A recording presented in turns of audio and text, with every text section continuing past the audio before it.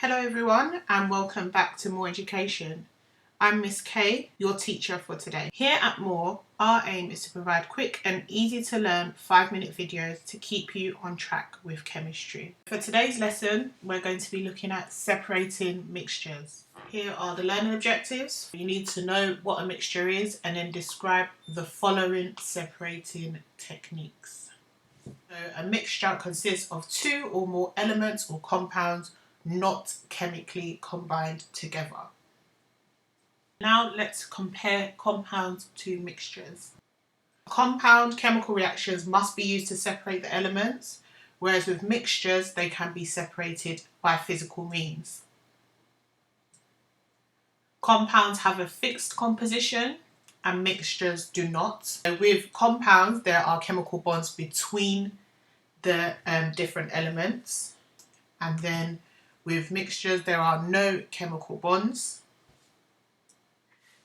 As you saw in the learning objectives, there are different ways in which you can separate mixtures. The physical processes are filtration, crystallization, simple distillation, fractional distillation, and chromatography. So let's look at filtration to begin with.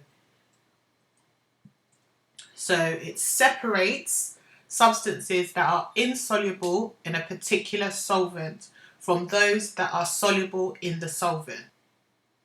And I have an image over here which shows the apparatus required in order for a filtration to take place.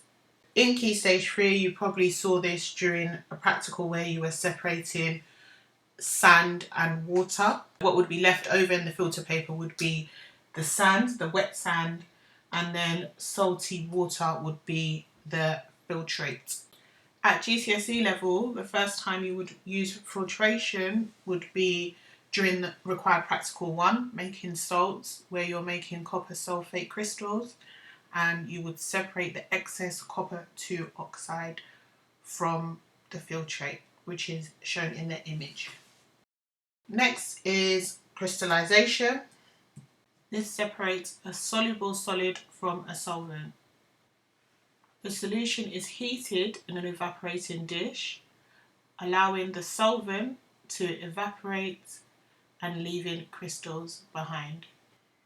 For example, in order to gain pure salt crystals, you would gently heat the salt solution and the water would evaporate, leaving the crystals behind. Simple distillation.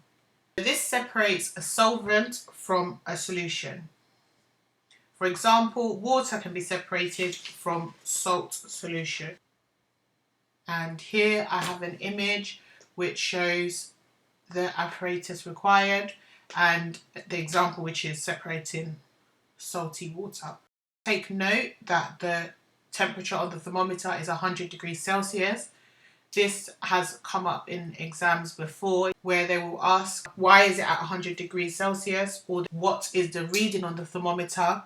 If it's water that is boiling, it's going to be 100 degrees Celsius because that is the boiling point for water. So the steam rises, goes through the condenser, it cools down, and then you would get pure water collected inside the beaker. So let's have a progress check now. Pause the video and have a go at answering these questions, and then we'll have a look at the answers. Number 1, what is a mixture?